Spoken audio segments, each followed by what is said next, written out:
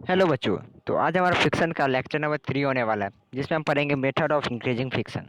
किस तरह से हम कोई भी ऑब्जेक्ट की में जो है फ्रिक्शन बढ़ा सकते हैं, मीन्स ऐसे उसको बना दें, उसका स्ट्रक्चर कुछ ऐसे डाल दें कि उसमें फ्रिक्शन ज़्यादा लगेगा। अब हमें क्यों, अब बोलेंगे कि हमें क्यों फ्रिक्शन ज़्यादा लगाने की ज़रूरत है, क्यों हम फ्रिक्शन ज़्यादा लगाए, इससे तो हमारा नुकसान होता है। तो जैसा कि हमने पिछले लेक्चर में पढ़ा था कि हमारा ज़रूरी नहीं है जो ये सभी जगह नुकसान ही करता है, कहीं पे ये हमें मदद करता है। कहाँ पे मदद करता है? चलने में मदद करता है, व्हील्स में मदद करता है, कार्स बसेस के। ओके, तो कहीं पे भी ये मदद करता है और कहीं पे नुकसान भी करता है। तो जहाँ भी मदद करता है वहाँ पे तो हमें फ्रिक्शन बढ़ाना ज़रूरी है। तो चलिए, क्या कैस किस तरह से कोई भी ऑब्जेक्ट में फ्रिक्शन बढ़ा दे और किस तरह से वो हमें मदद करता है।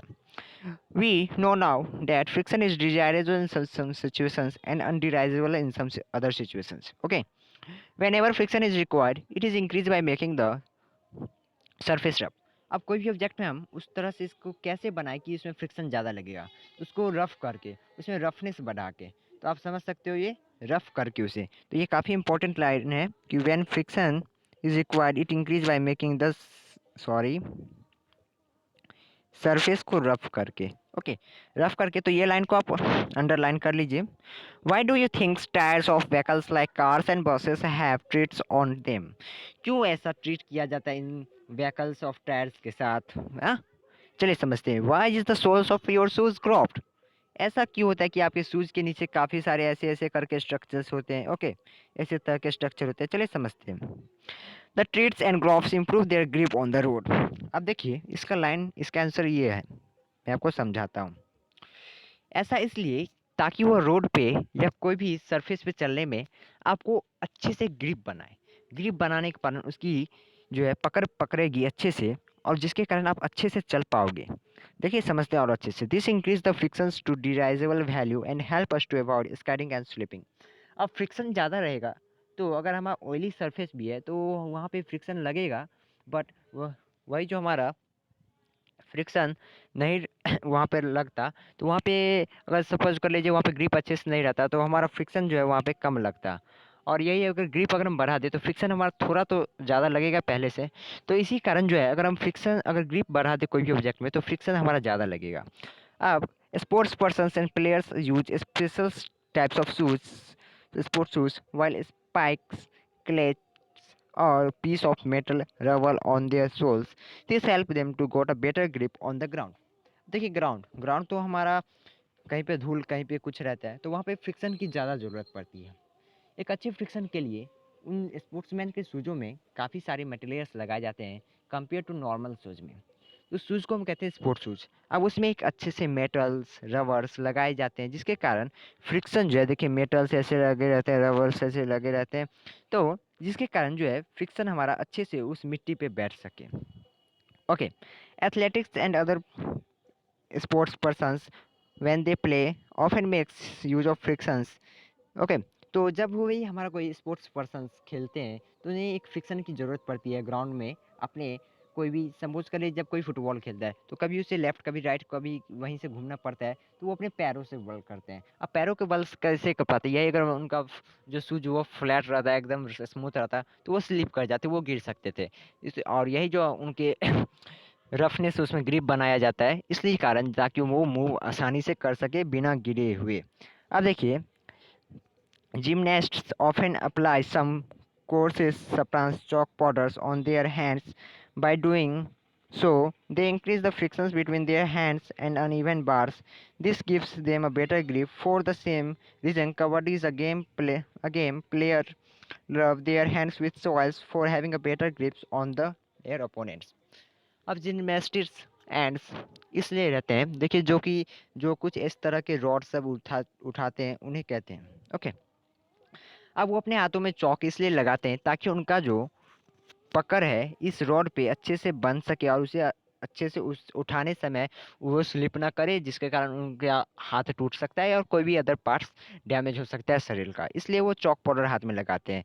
कबड्डी जब आप खेलते होंगे तो देखते होंगे कबड्डी प्लेयर जो मिट्टी लगाते हैं हाथ में ताकि अपोनेंट्स अपोनेंट्स पे वो अच्छे से ग्रिप बना सके, उसे पकड़ सके। अगर कोई आ रहा है हमारे तो उसे अगर हम पैर पकड़े तो वो जल्दी से स्लिप करके ना जा सके, फ्रिक्शन रहेगा तो उसके पैर को पकड़ने में मदद रहेगा, स्लिप होने का चांस कम है।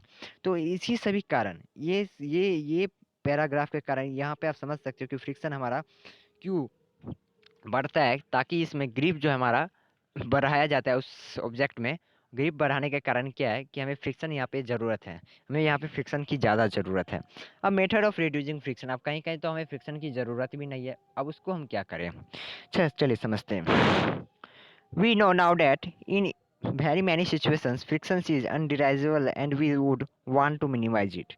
The following are some common ways used to reduce friction. तो जैसा कि हमने कहीं कहीं पे पढ़ा था या कहीं कहीं पे पिछले लेक्चर में देखा था कि फ्रिक्शन की हमें ज़रूरत वहाँ पे नहीं है। तो फ्रिक्शन की ज़रूरत अगर हमें वहाँ पे नहीं है तो हम फ्रिक्शन को कैसे रिड्यूस करें, कैसे कम करें। तो पहला जो पॉइंट है हमें वह कहता है पॉलिशिंग कर दो भाई ऑब्जेक्ट को पॉलिशिंग कर दो, फ्रिक्शन कम लगेगा। चलिए समझते हैं कैसे। When we polish a surface its roughness and evenness decrease. चलिए समझते हैं कैसे। सपोज कर लीजिए ये आपका शूज है, मैं शूज की बात कर रहा हूँ। ये कुछ इस तरह से रहता है। अब आप देखते होंगे कि कोई भी शूज में पॉलिश क्यों करता है। पॉलिश दो कारण करता है, एक चमकने के कारण और दूसरा कहता है अगर उस पर आपका धूल आ जाए। सपोज कर लीजिए आप रास्ते में जा रहे हो, वहाँ पे मिट्टी है, तो आप तो बेसिक सी बात है धूल तो यहाँ पे पड़ेगी। अब ये पॉलिश रहेगा तो ये सपोज करिए यहाँ पे अगर हमारा छोटा सा डॉट लाइक स्ट्रक्चर था, तो पॉलिश करने के बाद जो है हमारा ये जो है पॉलिश क्रीम इसको भर देगा। अगर कहीं पे खड्डा है ऐसे तो उसको ऐसे करके भर देगा। ओके, भरने के कारण जब धूल इस पे अगर गिरेगा तो इस हमारे गड्ढे में नहीं जाएगा। इस शूज में जो रफनेस होगी जहाँ पे छोटा छोटा सा पॉइंट होगा उस पॉइंट से में नहीं जाएगा। अब जैसे कि आप धूल से बाहर निकल गए तो आप एक आसानी से उस कपड़े को अगर एक बार कपड़े उस पर चला दे तो वो आप फिर से देखेगा कि अब वो चमकने लगेगा। ओके, देखिए the surface becomes smooth and frictions get reduced. We also sometimes rub the surface with a fine sandpaper to reduce their unevenness. Sandpaper, जैसा कि आप देखते होंगे कि अगर आपके घर में कलर होता है उस समय सैंडपेपर का यूज़ किया जाता है पिछले कलर को छुड़ाने के लिए। ओके, तो पिछले कलर को छुड़ाने के लिए तो सैंडपेपर भी हमारा पॉलिश में एक काम आता है। ओके, अब सेकंड है ल्यूब्रिकेशन। ल्यूब्रिकेशन मतलब क्या होता है, चलिए समझते हैं। We all know that when a few drops of oils are poured on a hinge of a door, the door moves much more smoothly. Bicycles and motors machines use grease between the moving parts of these machines. In all these cases, we want to reduce frictions in order to increase efficiency. Okay, अब आप देखते होंगे कि क्या कोई भी vehicles में आपके लिए साइकिल ही बहुत अच्छा एक एग्जांपल है। साइकिल में आप कुछ दिन चलाने के बाद आप ऑयल या ग्रीस डालते होगे उसके चैन पे। क्यों डालते हो, ताकि जो फ्रिक्शन जो है आपको पेंडलिंग मारने में ज़्यादा कठिनाई ना करना पड़े। ओके, पेंडलिंग मारने में ज़्यादा कठिनाई नहीं करना पड़े। आप एक डोर होता है वो आवाज़ करने लगता है, अगर वहीं पे आप 2 पॉइंट ऑयल दे दो उसके जॉइंट पे जहाँ से वो मूव करता है, तो आप देखिएगा वो थोड़ा देर बाद स्मूथ चलना लगेगा और स्मूथ चलने के साथ साथ वो आपको आवाज़ भी निकालना कम करेगा। तो यहाँ पे लुब्रिकेशन किसे कहते हैं, एक हमारा एजेंट होता है जो कि फ्रिक्शन को कम करे, उसे कहते हैं लुब्रिकेंट। चलिए और अच्छे से इसे समझते हैं। In all these cases we want reduce frictions in order to increase efficiency. अच्छे से ज़्यादा फोर्स लगाने ना पड़े, इसके कारण अपने साइकिल के चैन में ऑयल देते हैं, तेल डालते हैं या ग्रीस लगाते हैं। Oil like substance which help to reduce friction when put on the surface are called lubricants. अब लुब्रिकेंट्स किसे कहते हैं, जो ऑब्जेक्ट हमें फ्रिक्शन को कम करने में मदद करे, उसे हम कहते हैं lubricants. Lubricants can be liquid like oils. देखिए लिक्विड में भी हमारा लुब्रिकेंट आता है, ये आप पॉइंट याद कर लीजिए ये लाइन। और लिक्विड में ऑयल, सेमी सॉलिड में ग्रीस आपने देखा होगा, सॉलिड में टैल्कम पाउडर।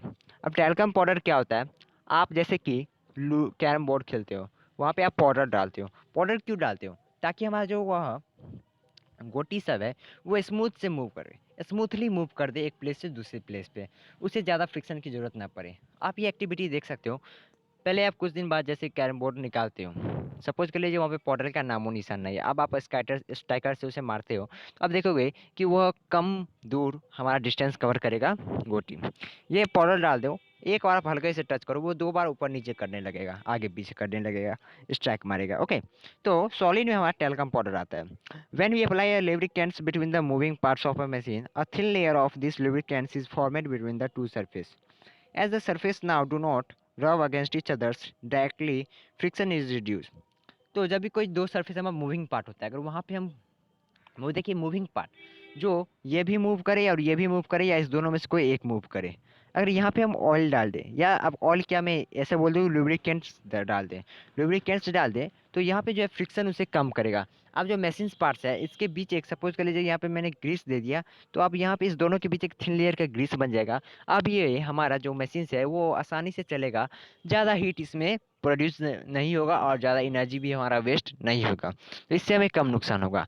अब आप समझ सकते हो कि क्यों हम गिर रहे थे। हम इसलिए गिर रहे थे, जब हमारे ऑब्जेक्ट मीन्स जब हमारे सरफेस ग्राउंड और पैर के नीचे अगर कोई भी ऑयल आ जाए, वहाँ पे वो एक लुब्रिकेंट का काम करता है, वो फ्रिक्शन कम करता है, बट वहाँ पे तो हमें फ्रिक्शन चाहिए, तो इसी कारण हम वहाँ पे गिर जाते हैं। ओके, तो आप समझ सकते हो। अब है interlocking of irregularities between the now changed surface reduce considerably and movement become smooth. Oil greasings of machines result in less wear and tear and hence less energy wastage. Okay, this help to increase the efficiency of machines.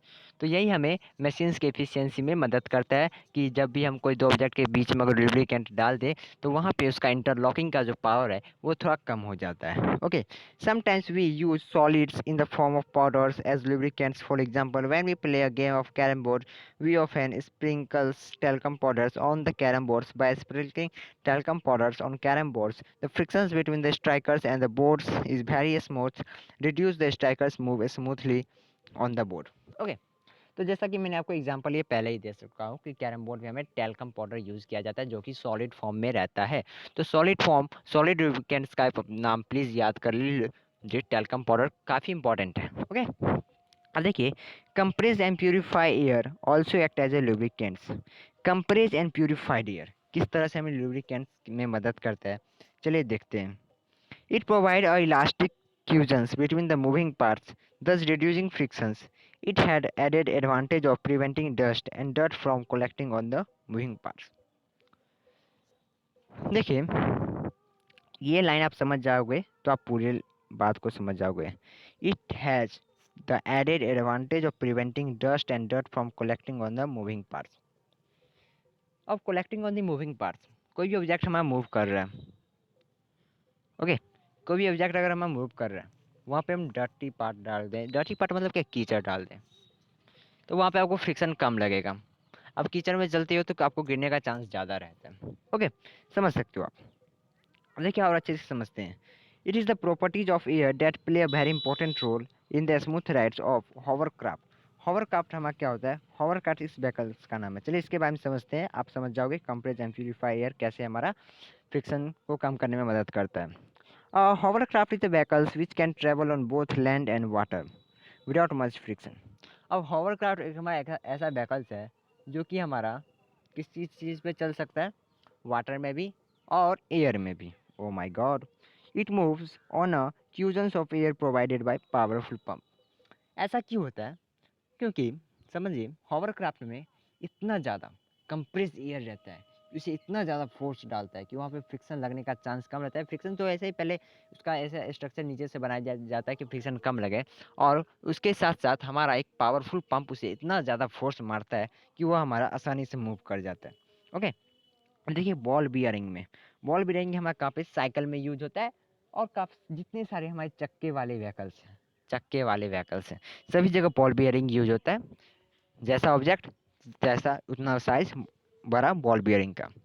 देखिए, we now that rolling friction is smaller than sliding friction.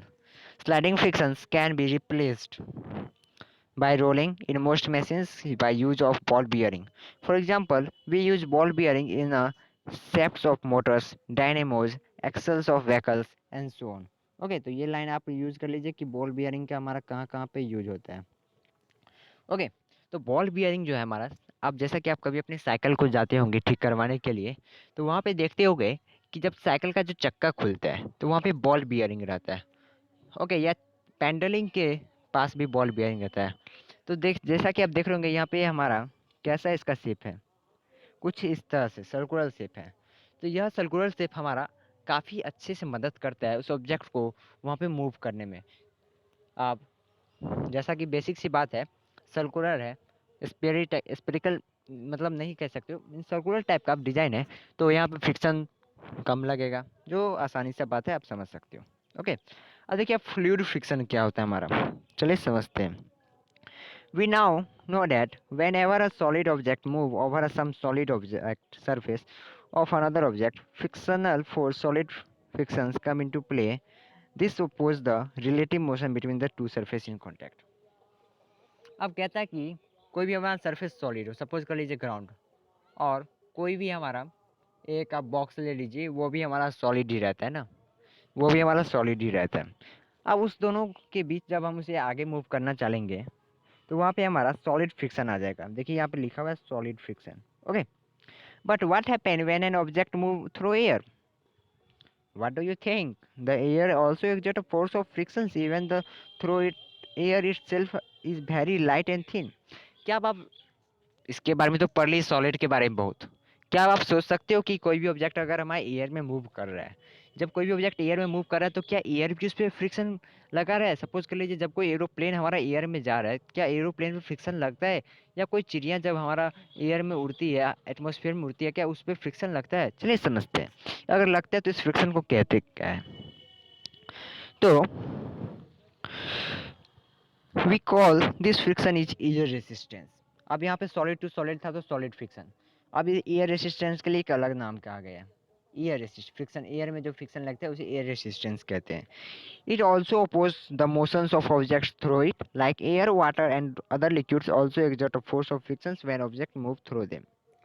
चाहे object solid हो, liquid हो, air ही क्यों ना हो, दोनों इन सभी पे हमारा एयर जो है फ्रिक्शन डालता है, सभी पे एयर रेसिस्टेंस लगते हैं। Okay, thus we can say that fluid collectively term of liquid and gases। fluid किसे कहते हैं? liquid और gases को। to exert a force of frictions, fluid frictions drag on the object moving through them। the force of fluid frictions on an object is a fluid depend on the। अब देखिए कोई भी object हमारा fluid से गुजरता है, fluid मतलब समझ लीजिए सॉलिड लिक्विड से गुजरता है, तो कोई भी जब ऑब्जेक्ट हमारा सॉलिड लिक्विड से गुजरता है तो उस पर कितना फ्रिक्शन लगेगा, उस ऑब्जेक्ट पे कितना फ्रिक्शन लगेगा, उन किन किन बातों पे निर्भर करता है, ये अभी हम समझते हैं। इससे पहले जैसा कि हमने समझा था कि जब भी कोई ऑब्जेक्ट हमारा सॉलिड रहता है, वो सॉलिड में मूव करता है, तो वहाँ पे क्या क्या उसका निर्भर करता था, उसका कितना बड़ा एरिया कॉन्टैक्ट में है।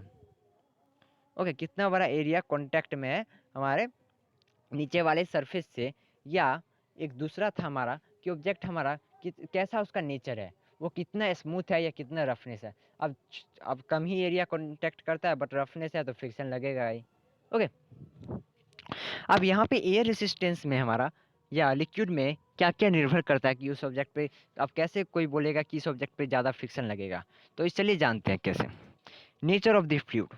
अब नेचर ऑफ द फ्लूइड, अब देखिए नेचर ऑफ द फ्लूइड में मैं आपको डिस्ट्रीब्यूट कर देता हूँ। एयर आप रख लीजिए अलग ही, अब आप लिक्विड में ही ले लीजिए ग्रीस और वाटर, किसका डेंसिटी ज़्यादा है?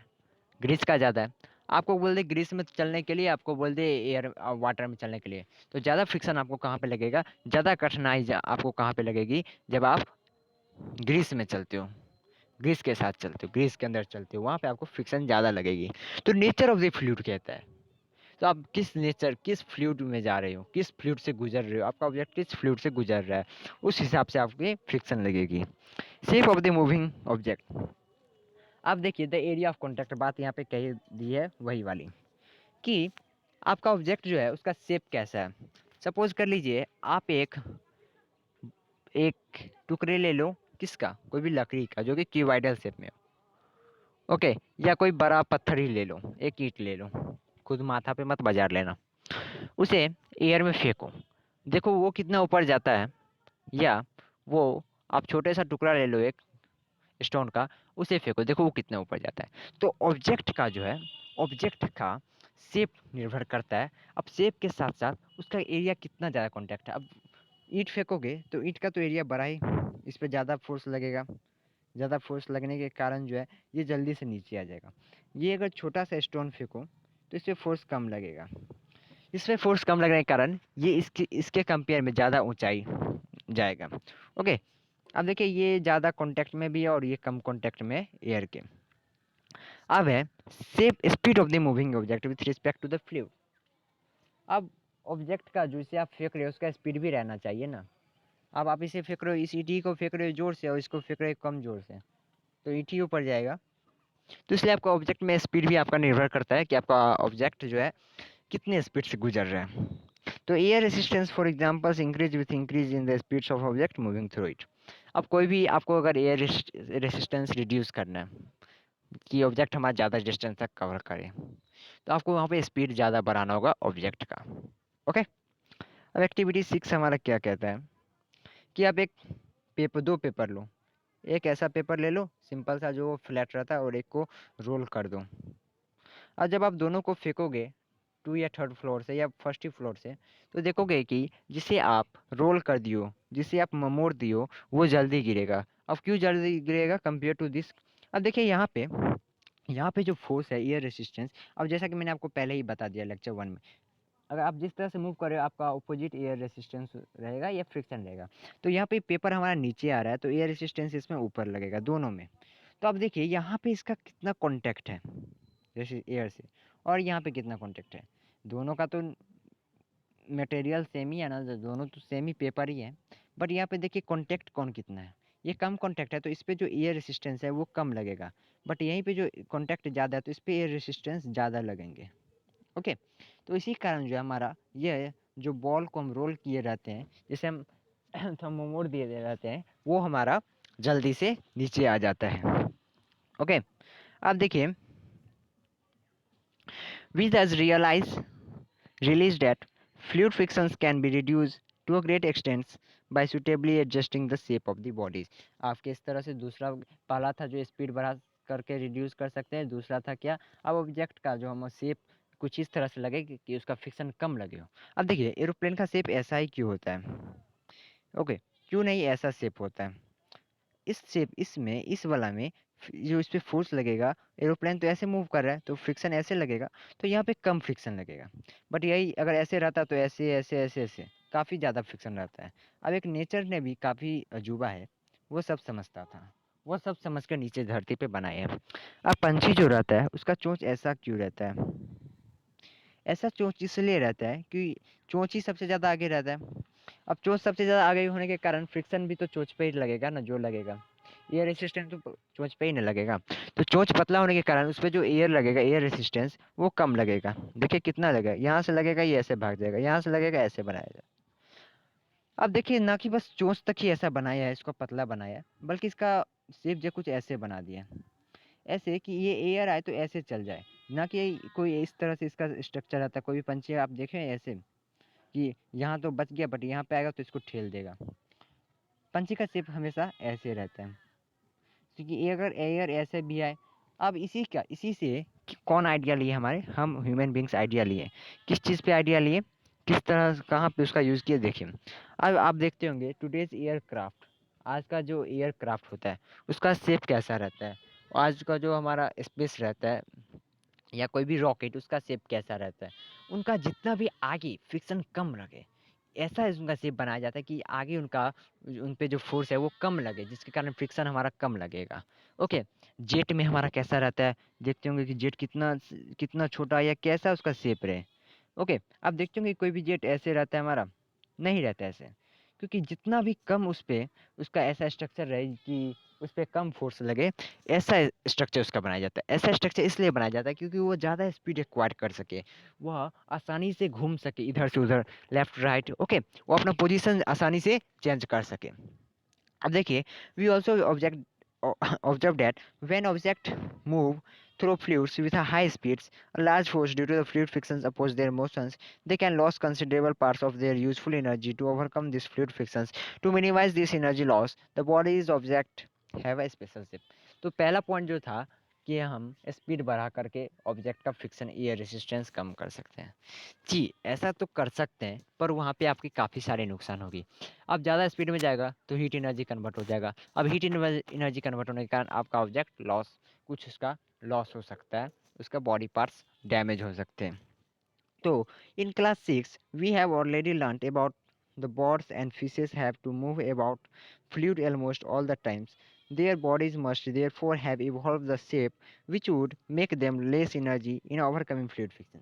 तो जैसा कि आपने क्लास 6 में भी पढ़ा होगा कि आपका जो पंछी का जो शेप रहता है वो तो हमेशा फ्लूइड में ही गुजरता है ना, या तो एयर में ही, या मछली ही ले लो, फिश ही ले लो, वो भी तो फ्लूइड में ही गुजरता है ना, वाटर में। उन तरह का शेप नेचर ने उन्हें ऐसा शेप दिया है कि उन्हें ज़्यादा फोर्स नहीं लगाना पड़े। ओके, नेचर ने उसे ऐसा शेप दिया है उसे ज़्यादा फोर्स नहीं लगाना पड़े। तो हम मानव भी उससे देखते हैं, पंछी को देखते हैं कि आप देखते होंगे कि एक पंछी और एक जेट में कितना फ़र्क है, दोनों का स्ट्रक्चर लगभग सेम ही रहता है। ओके, अब देखोगे आगे वाले पेज में, we find that the shape of an aeroplane have some similarities to the shape of birds and shape of boat is some what similar to the fish. अब fluid fish जो हमारा वो fluid में गुजरता है, कौन सा फ्लूइड में, वाटर में। तो फिश वाटर में गुजरता है और मैनमेड अपना कौन सा चीज़ जो है वाटर में डालता है, सिप सिप डालता है। तो आप जब आप एक फिश को देखिएगा और एक सिप को देखिएगा तो दोनों का शेप लगभग सेम ही रहेगा। और जब एयर में कौन कौन गुजरता है, नेचर वाला सामान में आ जाता है बर्ड। अब हम मैनमेड कौन क्या भेजते हैं एयर में, जेट इंजन या एरोप्लेन। तो आप देखिएगा कि जेट इंजन और या एरोप्लेन का जो है सिमिलरिटीज किससे मिलेगा, हमारे बर्ड से मिलते हैं। तो nature does give many useful ideas to mankind. Okay, जैसा कि मैंने अभी अब तक आपको बताया है, scientist often put them to use in designing the shapes of objects, sports vehicles are often so design made for pointed toward fronts that air flow smoothly over their surface in such a way that every air particles passes a particular points with the same speeds in the same directions. Such a flow is streamline flow.